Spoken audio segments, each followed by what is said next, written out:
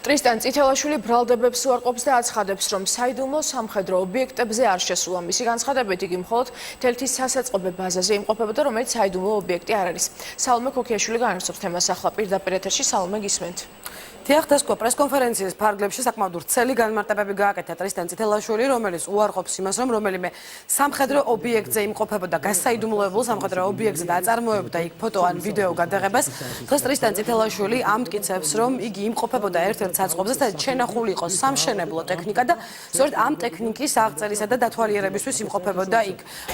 რაც შეეხება უკვე გავრცელებულ ბრალდებას, რომ მან ფოტო და ვიდეო გადაღება აწარმოა და შემდეგ შესაბამისი მასალა გაუგზავნა სხვა ქვეყნის სპეცსამსახურებს, ამ ბრალდებასაც ტრისტან წითელაშვილი უარყოფს. ეს ბრალდება შეგახსენებთ, რომ გააჟღერა მის წინააღმდეგ გენერალური შტაბის ყოფილმა უფროსმა გიგი კალანდაძემ, თუმცა დღეს ტრისტან წითელაშვილი საპირისპირო ბრალდებას უყენებს გენშტაბის ყოფილ უფროსს და ამბობს, რომ თელეთში ამ სასაწყობე ტერიტორიაზე ის სწორედ იმყოფებოდა იმისთვის, რომ გიგი კალანდაძე გაფლანგვაში ემხილა.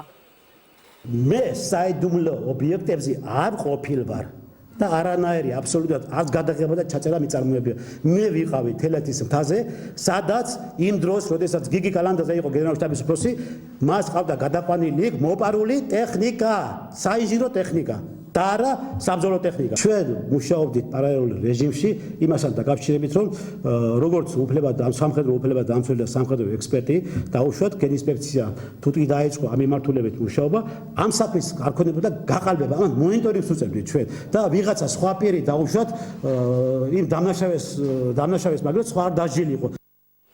მე შეგახსენებთ, რომ ასეთი არის ტრისტან წითელაშვილის პოზიცია, რაც შეეხება უკვე ამ თავად ამ თემას საკმაოდ ფართო და მწვავე გამოყმაურებები მოჰყვა პოლიტიკურ წრეებში. ოპოზიციური პარტიების წარმომადგენლები საუბრობენ გამოძიების დაწყების აუცილებლობაზე, საუბრობენ იმაზე, რომ ყველა შეკითხვა უნდა იყოს პასუხგაცემული, რაც შეეხება თქვა მმართველი გუნდის წარმომადგენლებს, ისინი პოლიტიკურ ოპონენტებს ურჩევენ, რომ პოლიტიკური განცხადებებისგან თავი შეიკავონ და ამ შემთხვევაში დაელოდენ უკვე პროკურატურის გამოძიებას.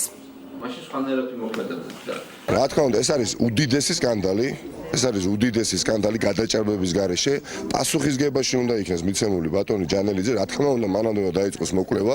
როგორ შეიძლება დაცულ სამხედრო ობიექტებზე, იქ სადაც უბრალოდ ჩიტიც ვერ უნდა შეფრინდეს, შედის ადამიანი წითელაშვილი, რომელიც ყველასათვის ცნობილია, რომ არის ძალიან მჭიდრო ურთიერთობაში რუსეთის ფედერაციის შესაბამის სპეცსამსახურებთან. პროკურატურამ დაიწყო, როგორც ვიცით, გამოძიება. ახლა როგორ გამოიძიებთ, რას გამოიძიებს, ეს მეორე საკითხია, მაგრამ ის ასეთ მნიშვნელოვან საკითხებზე, როდესაც სახელმწიფო საიდუმლოებებზეა საუბარი, როდესაც საუბარია იმ ქვეყანასთან მიმართებაში, რომელმაც ჩვენი ტერიტორიების ოკუპაცია მოახდინა. თქმა უნდა, ძალიან შემაშფოთებელია და არა მარტო გამოსაძიებელია სასწრაფოდ, არამედ სერიოზული რეაგირებებია სამთავრობო დონეზე მისაღებით თავისთავად. თუ ვინმეს უნდოდა ამ საკითხებთან დაკავშირებით ჭეშმარიტების დადგენა და გონია, რომ კიდე რაღაცა გასარკვევია, არსებობს უფრო სწორი გზები, ვიდრე პოლიტიზირება თემის საჯარო განხილვების ამ ყველაფრის გამოტანა. მე მაინც მგონია, რომ ყველაზე სწორი იქნება ამ შემთხვევაში ამ პროცესების სამართლებრივ ჩარჩოებში მოქცევა და წინა საარჩევნო რეჟიმში მით უმეტეს ამ თემებით საარჩევნო კამპანიის გადაფარო მე მგონია არ იქნება სწორი.